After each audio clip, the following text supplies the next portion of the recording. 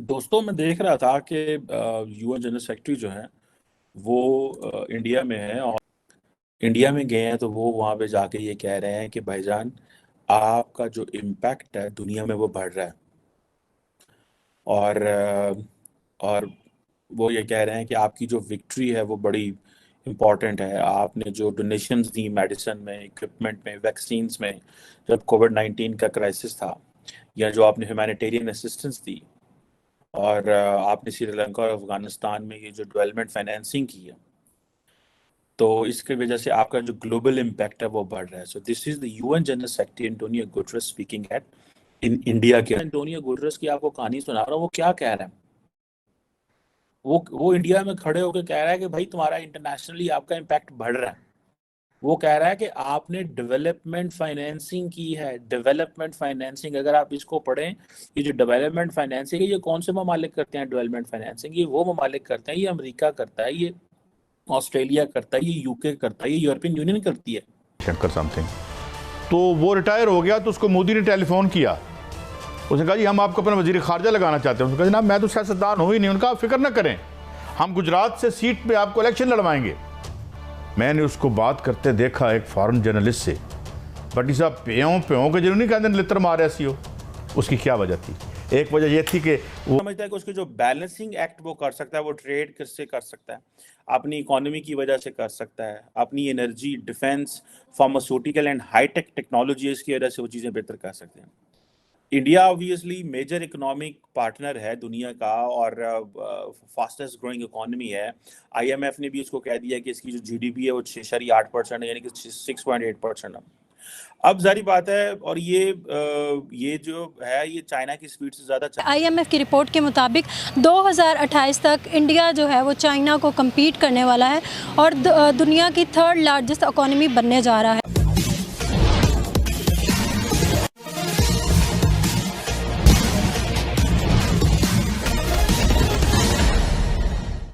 United nation के secretary जो अभी भारत के दौरे पर है, उन्होंने भारत के बारे में एक बहुत बड़ी बात कही है।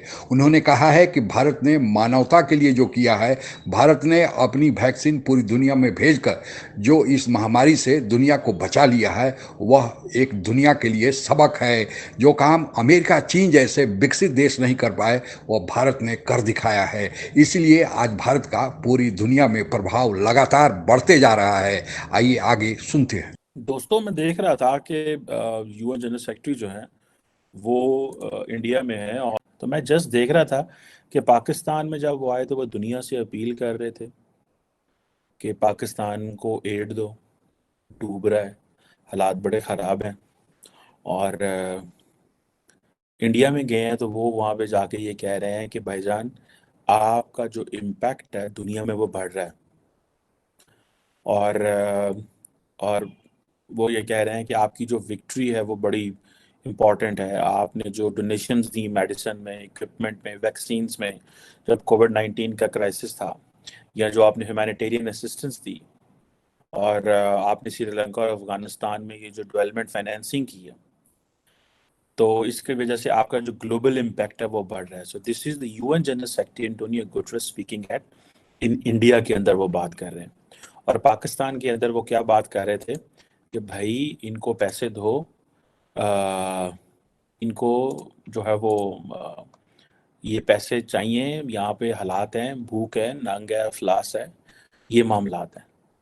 सो दो डिफरेंट किस्म के बयानिए जो है वो आपके सामने आए हैं।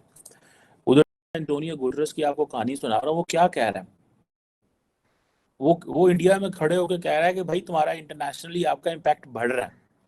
वो कह रहा है कि आपने डेवलपमेंट फाइनेंसिंग की है। डेवलपमेंट फाइनेंसिंग अगर आप इसको पढ़ें, ये जो डेवलपमेंट फाइनेंसिंग है ये कौन से ममालिक करते हैं? डेवलपमेंट फाइनेंसिंग ये वो ममालिक करते हैं, ये अमेरिका करता है, ये ऑस्ट्रेलिया करता है, ये यूके करता है, ये यूरोपियन यूनियन करती है। Going slow. मेरा ख्याल ये है कि पाकिस्तान को, मुझे तो जो चीज़ नज़र आती है, मेरे पास जो सोल्यूशन है वो तो ये है, लुक इनवर्ड, अंदर देखो, मेहनत करो, पॉलिटिकल स्टेबिलिटी क्रिएट करो, इकोनॉमिकली डिपेंडेंट ना रहो। दुनिया के सामने जब जाना है तो भाई किस तरह जाओगे?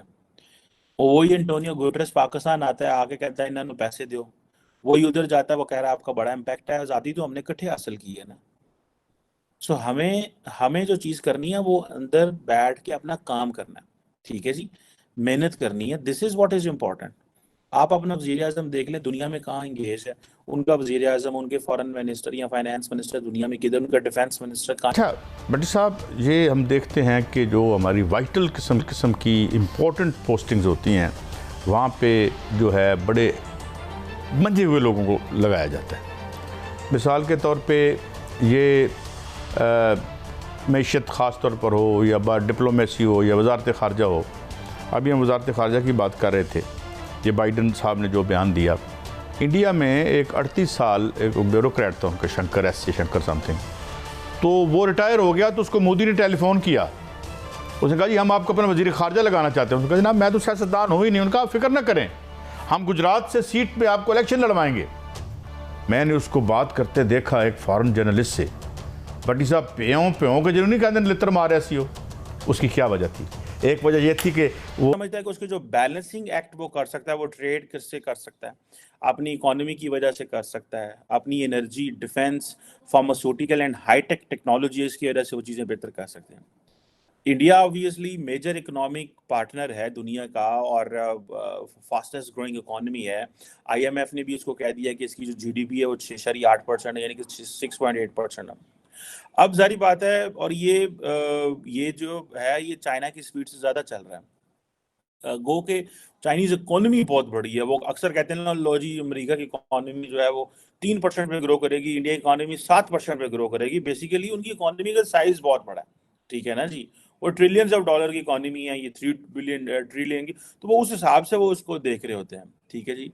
अब जारी बात है, ये एक चीज़ है। अब बहुत सारे लोग ये भी समझते हैं कि इंडिया की जो इकोनॉमी है उसकी तरक्की का राज जो है वो डोमेस्टिक कंजम्पशन में है, ठीक है जी, और इन्फ्लेशन भी बढ़ने दी। सो ये चीज़ें हैं जो इम्पोर्टेंट है, और मैं समझता हूँ कि इसमें इन्होंने they did a lot of work. अब सस्ता ऑयल भी लिया, ठीक है जी, अमेरिका के साथ एडवांटेज भी कर रहे हैं। वो कह रहे हैं we are all into the business, we are not into the ideological warfare में। इसमें हम ये जो आप करते हैं ना, क्या उसे बोलते हैं, जिसका पाकिस्तान हमेशा शिकार रहता है, और क्योंकि पाकिस्तान के पास ऑप्शन नहीं होती तो हम कहीं और जो है वो जा नहीं सकते।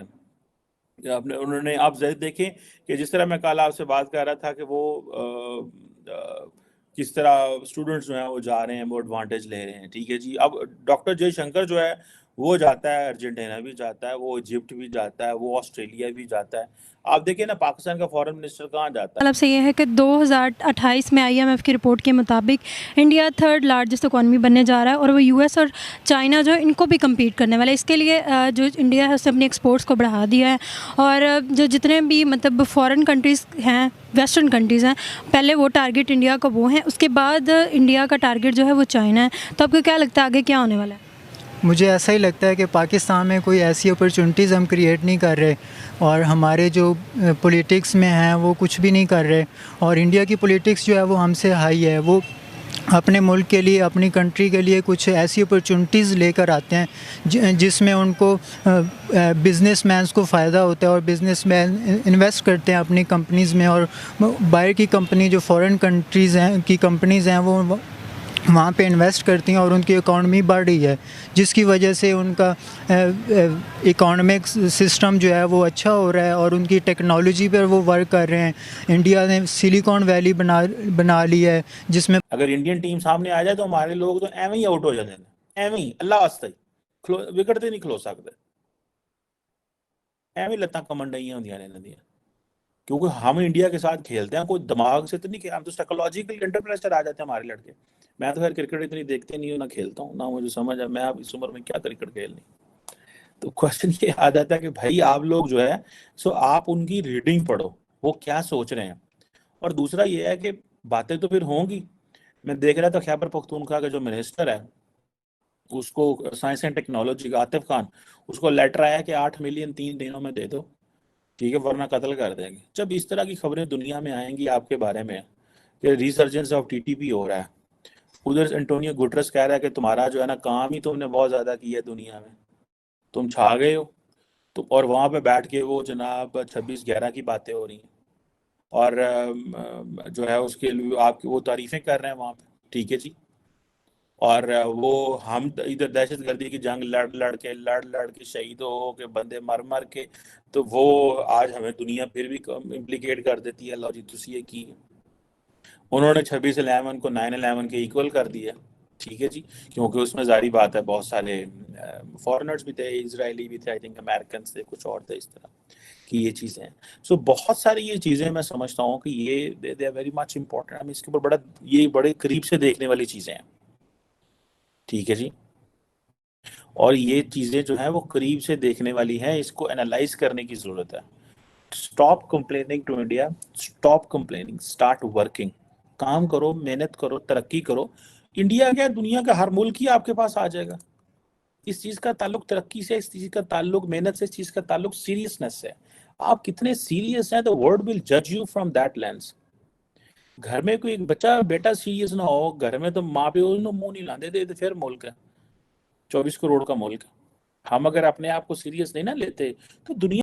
वसुधैव कुटुंबकम जो हमारी भारतीय सभ्यता और संस्कृति का मूलाधार है, जो हमारे सनातनी संस्कृति के रग रग में समाया हुआ है, आज उसी के बल पर अब यह दुनिया मानने को बाध्य हो गई है कि भारत ने मानवता के कल्याण के लिए जो काम किया है और करते जा रहा है वह बेमिसाल है। और यूनाइटेड नेशन के सेक्रेटरी जनरल जो अभी 3 दिन के लिए भारत के दौरे पर है, उन्होंने स्पष्ट शब्दों में यह स्वीकार किया कि इस महामारी के दौरान जो अभी अभी गुजरा है, पूरी दुनिया जहां अपने में लगी हुई थी, अपने लोगों को बचाने में लगी हुई थी, भारत ने न केवल अपने वैक्सीन के बल पे दुनिया के देशों में वैक्सीन देकर उन मानवता की सेवा की, बल्कि उन देशों में भी भारत ने वैक्सीन भेजा जो वैक्सीन खरीदने की स्थिति में नहीं थे।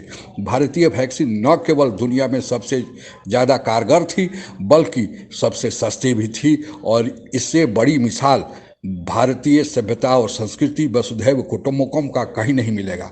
भारत ने न केवल वैक्सीन बल्कि अनाज, दवाइयाँ और मेडिकल उपकरण भी उन देशों को भेजे जो भारत के प्रति अच्छा व्यवहार नहीं रखते थे। उदाहरण के लिए तालिबानियों ने, जो तालिबानी पाकिस्तान के बहकावे में आकर भारत का खिलाफ लगा था कि करेंगे, उनको भी भारत ने वह भेजा। यहाँ की सीरिया जैसे देश जहाँ पर मुस्लिम आपस में ही लड़ रहे हैं, वहाँ पर भी भारत ने अपनी वैक्सीन को पहुँचाया।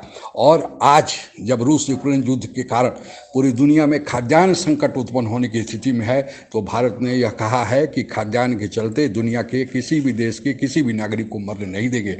और यही हमारी सभ्यता और संस्कृति की असली पहचान है। और इसी के बल पर भारत, जो विश्व गुरु एक ज़माने में था, बीच में आक्रमणकारियों के लगातार हमलों के कारण भारत से वो ताज छीन गया था, अब भारत उसके प्राप्ति की ओर बढ़ रहा है।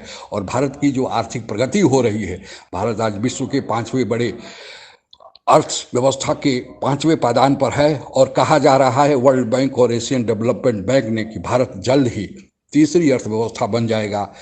पीपीपी के मॉडल के अनुसार तो भारत अभी भी विश्व की तीसरी अर्थव्यवस्था बन गया है, लेकिन नॉमिनल जीडीपी के हिसाब से 2028 तक भारत तीसरी अर्थव्यवस्था बनेगा। और साथ ही सामरिक शक्ति भी भारत ने इतना अपने को मजबूत कर लिया है कि भारत अब अपना खोया हुआ वह ताज पुनः प्राप्त कर लेगा।